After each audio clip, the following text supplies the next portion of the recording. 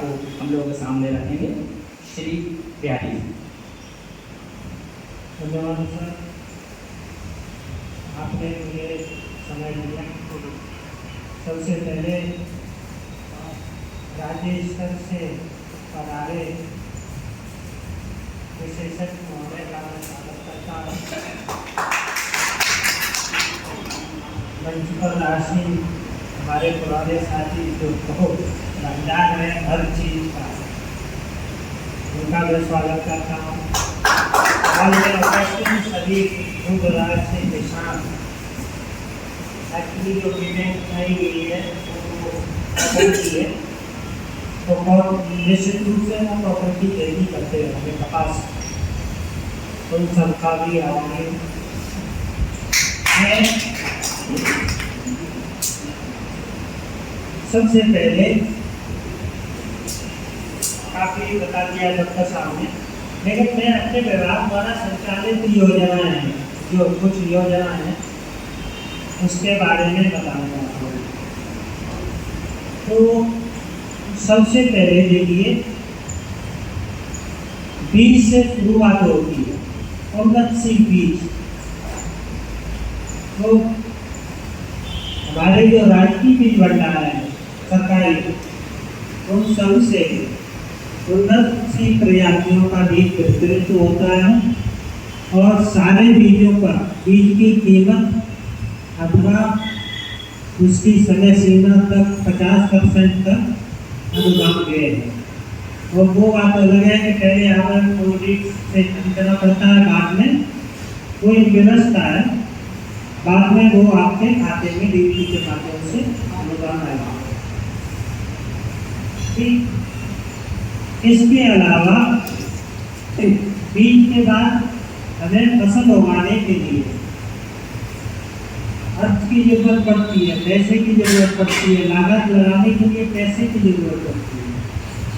तो पैसे के लिए जो बहुत पहले से स्कीम चल रही है किसान क्रेडिट कार्ड की योजना, उससे पहले फसली ऋण की चलती थी, वो फसली ऋण ही है, लेकिन उसका नाम बदल करके किसान क्रेडिट कार्ड योजना के रूप में कर दिया गया है। ये जितनी भी कॉमर्शियल बैंकें हैं और कॉपरेटिव, वो सभी केसीसी बनाती हैं।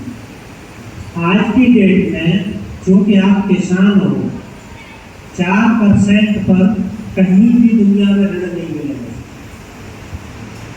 7% कुल ऋण है। यदि आप समय से उसको जो भी ऋण लेते हैं चुकता कर देते हैं तो 3% की रिबेट मिल जाती है।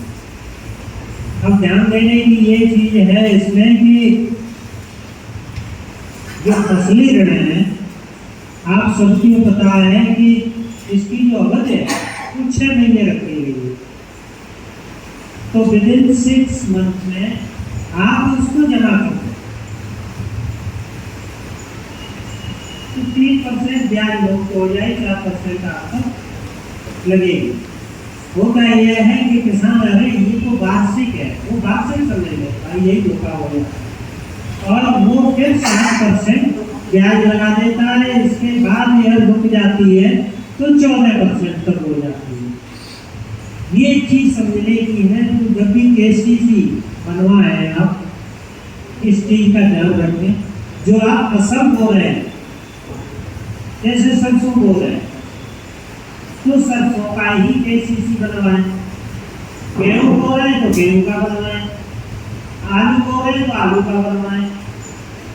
होता ये है, मैं यहाँ जो देखता हूँ, जैसे मान लीजिए भारी वर्षा हो गई या अतिवृष्टि हो गई या ओला पड़ गया या तूफान से फसल नष्ट हो गई,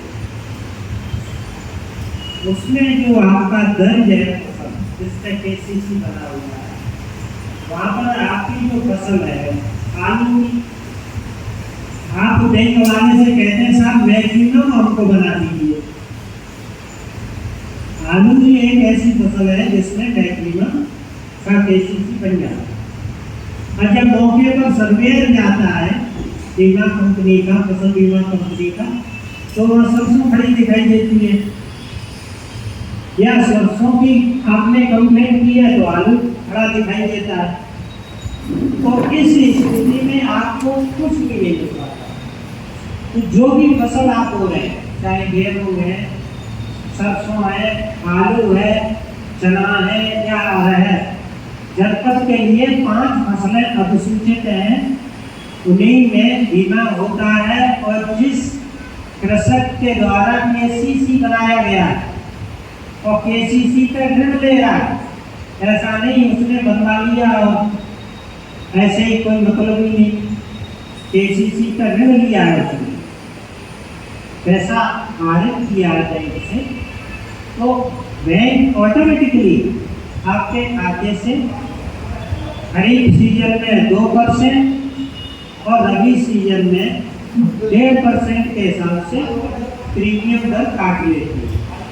ठीक है, इसी में 3 साल से एक और नियम बदल गया है।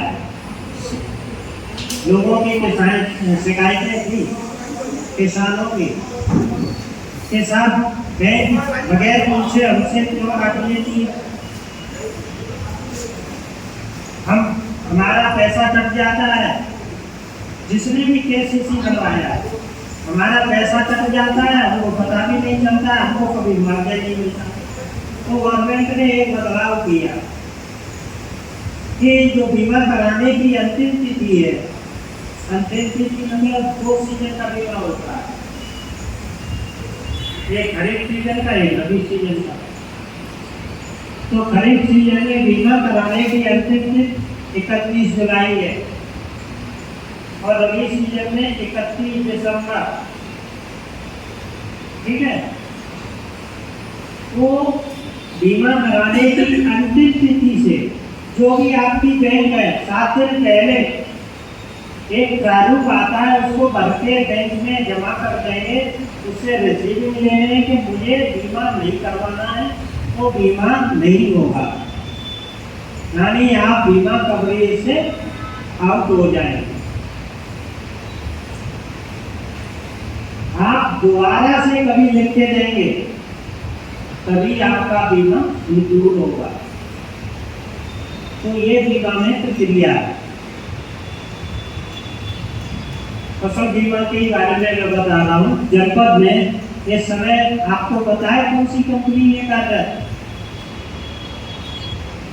HDFC अर्गो, नोट कर लीजिए कहीं, HDFC अर्गो ये बीमा कंपनी कार्यरत है जो यहाँ कार्य कर रही है।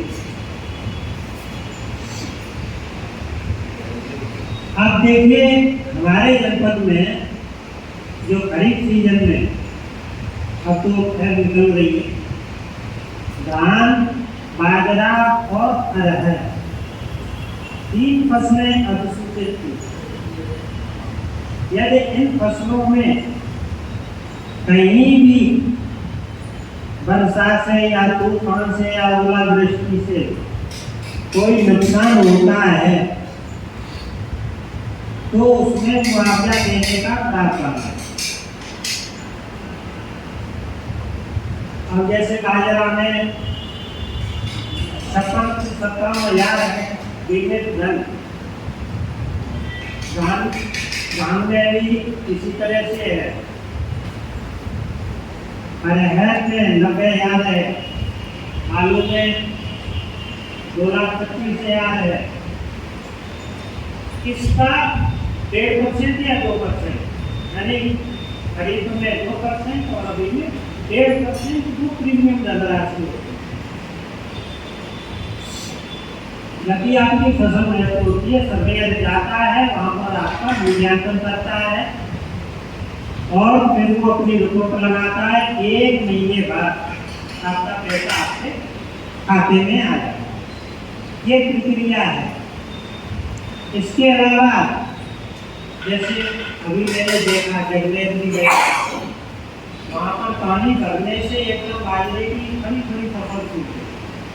ठीक है ना, ये आपका तिल की फसल सूखी, वो चना तो कपड़ा हो गया, 100% खत्म। कुछ क्षेत्रों में कपास की फसल एकदम बड़ी बड़ी सूखी है। ये लोग धान की फसल को छोड़ करते हैं, और धान की भी जो पकने की स्थिति कुछ अगली वैरायटी थी गई थी, उनमें भी नुकसान हुआ है, लेकिन उतना नहीं। इधर का जो ट्रेंड था मैंने देखा घूम करके, ये